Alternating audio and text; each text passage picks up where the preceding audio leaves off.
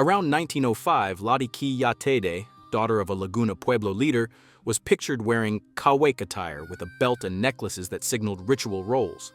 The photo was taken in central west New Mexico, near Albuquerque, as the railroad brought villages closer to markets and photographers, reshaping exchanges and the ways people portrayed their own community. In 1908, a photograph attributed to Roland Reed shows an Ojibwa woman.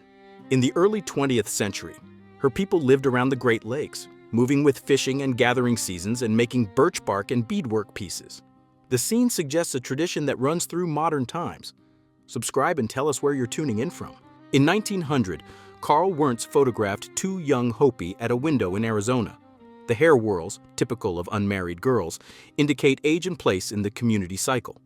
At the turn of the century, the villages on the mesas of the Colorado Plateau were already drawing artists, traders, and tourists. Their gazes traced the arrival of this new circuit. In 1878, at Fort Keogh in the Montana Territory, the image of a Cheyenne woman records a turning point. The fort, built after Little Bighorn, 1876, and under the campaigns of Nelson A. Miles, cemented the military presence on the plains.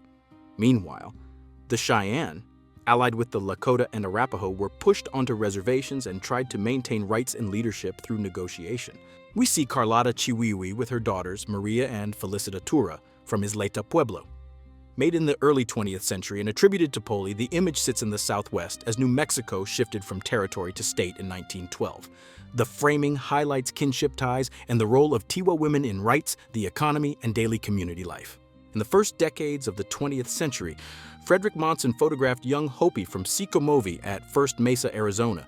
The girls wear outfits tied to the agricultural calendar and to village ceremonies. In a Southwest changing fast, the image suggests continuity and resilience. Rites and forms of communal life remain present. In 1895, a young woman from Taos Pueblo appears among patios and adobe walls. Around her, hornos smoke and tools rest, signs of preparing food and daily care for the homes. The Tiwa community has lived for centuries along the upper Rio Grande, an old trading hub. Their multi-story dwellings of wood and earth reveal a life organized in common. In an 1892 photograph, a young Kiowa woman appears in village daily life. Her clothes, made with beads, trade fabrics, and reworked cuts, show the exchange of goods on the plains and contact with settlers. The reserved look, together with the adornments, marks stages of youth and her presence in rituals that ordered Kiowa life in the late 19th century. In an 1897 photo by Frank LaRoche, a Spokane woman faces the camera. Her fur and fabric clothing, beaded necklaces, and basketry show techniques of the Columbia Plateau. The image captures the meeting of tradition and change in the Pacific Northwest, an expanding railroad, trade in furs and timber, and community rituals that endure. In 1904, in what is now New Mexico, a photograph records the Corn Maiden, a mythical figure among the Pueblo peoples. At the turn of the century, the image shows corn as a core food, what sets the agricultural calendar and a ritual offering. Through the framing, a link emerges between myth, work, household economy, and collective life in the American Southwest. In 1900, photographer Carl Everton Moon set out to map the lives of native peoples of North America. He traveled through homelands, documenting houses, clothing, rituals, and varied landscapes. He wanted to fix in images ways of living that were changing with westward expansion, the opening of frontiers, and new federal policies at the turn of the 20th century. In the 1880s, when New Mexico was still an American territory, a Taos Pueblo woman poses for the camera. The dark wool outfit, the shawl over her shoulders, and the turquoise necklaces go with the typical hairstyle. In the background, adobe homes show collective life. On her face, echoes of rituals, barter economies, and the rhythm of the seasons in farm work. In the 1880s, Marcia Pascal, of Cherokee background and daughter of U.S. Army officer George Pascal, moved among military posts and Indian territory. Her path emerges from the post-Civil War era, when the push west railroads and legal changes redrew jurisdictions, the economy, and social ties in mixed communities. In 1894, a Kiowa woman lives in Indian Territory, now Oklahoma. The Plains Wars were over but left marks. Trade routes shifted, work took new forms, and faith met limits. Ceremonies were watched, the language retreated at home, and with borders closed, family roles shifted, once supported by alliances among peoples. United States, 1900. A young indigenous woman appears in ceremonial dress, maybe in a rite, may be posing. At the turn of the century, Native peoples faced land loss, assimilation programs, and legal limits. The clothing, with its adornments, signals resistance. It shows community ties and the persistence of culture in the face of federal reforms. In 1899, Frank Reinhardt photographed Hattie Tom, an Apache woman. The portrait sits at the end of the 19th century, when the U.S. West was undergoing political and territorial reorganizations, and Native leaders were negotiating new civil regimes. The framing and adornments highlight cultural choices and strategies of public self-presentation. Elsie Vance Chestwin, linked to the Chiricahua, lived through the end of the 19th century Apache era. While campaigns and removals reshaped the land, clans preserved ties, alliances, and trade routes that sustained life. Her name carries echoes of captivity, forced transfers, and encounters with military posts along the U.S.-Mexico border. In an 1886 photo, Lizzie Longwolf appears in Buffalo Bill's show, whose Wild West tours shaped a particular version of the frontier. Her presence shows the show's math: timed rides, sure shots, and rehearsed scenes, all orchestrated to sell the public a narrative of the West and its indigenous protagonists. In 1895, a photograph portrays a young Hopi, a Pueblo people from the mesas of northern Arizona. The haircut, woven shawl, and adornments mark her lineage and moment of initiation.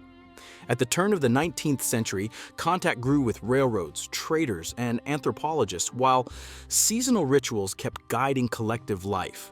In 1899, Frank Reinhardt photographed Hattie Tom, a Chiricahua Apache woman, in the studio. The portrait, tied to the ethnographic campaigns of the period, records adornments, hairstyle, and fabrics that reveal techniques and group bonds. The scene, built with controlled light, suggests paths after the Apache Wars, forced removals, negotiations, and alliances. In 1886, a photograph records Isabel Perico and JD, a Chiricahua Apache held as a prisoner of war. The image marks the end of the campaigns in the U.S. Southwest. After Geronimo's surrender, Apache groups were captured and families deported.